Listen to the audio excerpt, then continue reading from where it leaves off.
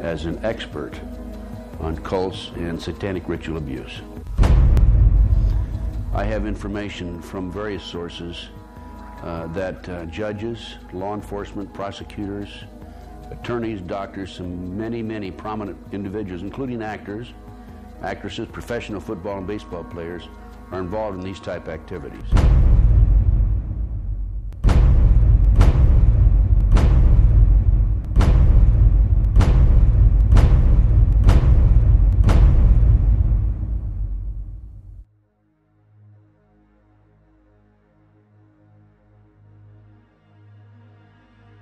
If you go back 225 or 30 years ago, you have what we call the Illuminati that was established in 1776. And the goals of the Illuminati, this is all very well documented, are to take over the world. One of the best ways of taking over the world is to control people's minds and to take over a country through the control of the minds. So what's happening in America, and based on my research and my interviews with numerous individuals, is that the powers that be, the higher-ups, the people in the Illuminati, are using the satanic cults as a means and as a tool to condition individuals and to make them victims of the mind control, MK Ultra mind control program. There's probably close to 4 million practicing Satanists in the United States alone, based on my intelligence information.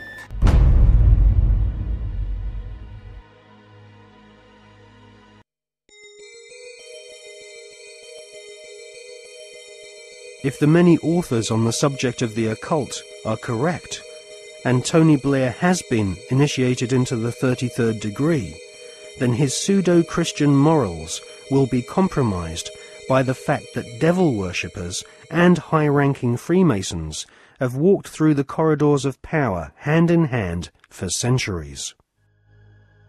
The Royal Archmasons describe their highest-ranking brothers as Grand Solicitor Generals of the Supreme Grand Chapter. There is a secret word, the name of the true Masonic God, which none are allowed to say in public. This name is Yarbulon.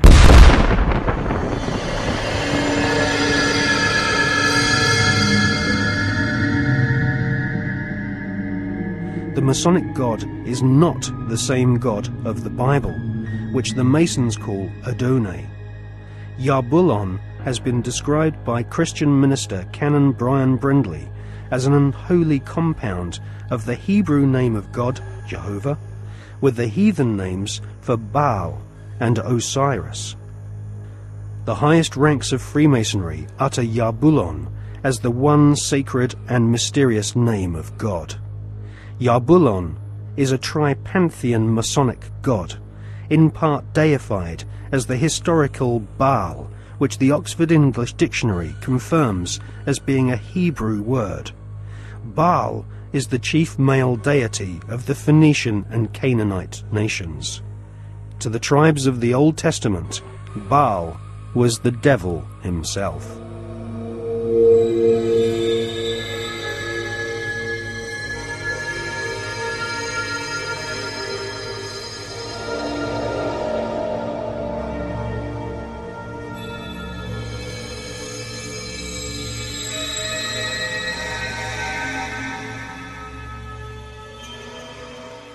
Albert Pike is America's most celebrated Freemason.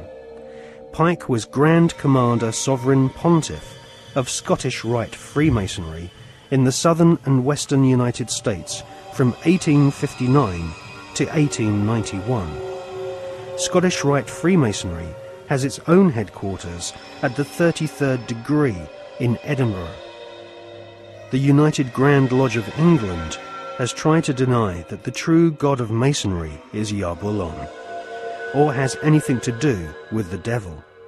But Albert Pike describes Yarbulon as a symbol of the infinite and eternal Godhead, a mongrel word whose name has been for 2,000 years an appellation of the devil.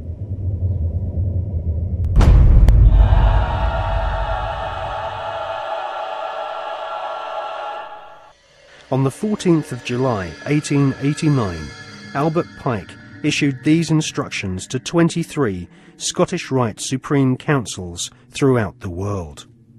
We worship a God, but it is the God that one adores without superstition. To you, Sovereign Grand Inspectors General, we say this, that you may repeat it to the brethren of the 30th, 31st, and 32nd degrees. The Masonic religion should be the Luciferian doctrine. Lucifer is God. The true and pure philosophical religion is the belief in Lucifer. So, Yarbulon is really an alternative name for the devil. The last syllable, on, is a code name for the ancient Egyptian god Osiris, who was the god of the dead. There can be no doubt that the Scottish Rite form of Freemasonry in America and Britain is controlled by high-ranking 33rd degree Masons who worship Satan or Lucifer as their god.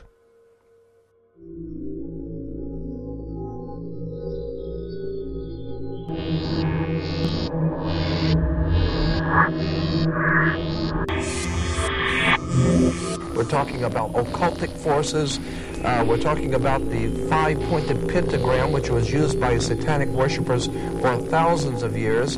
If you take the 5 points off of a five-pointed star or a pentagram, you have left in the middle a pentagon. The pentagon is directed toward the North Star because, according to the ancient Babylonians, that's where you gathered power from the gods of the North in war.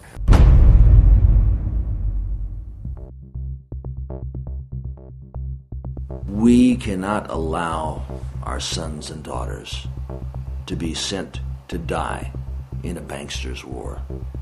For oil, for heroin, for cocaine, for gold, or for control. Sun Tzu, the great strategist of war, said that all confrontations are won before the battle begins. There has never been a battle that has been won defensively. But we must prepare by becoming self-sufficient. We must prepare to do that which has not been done before. Once identifying the enemy, they have to be routed out.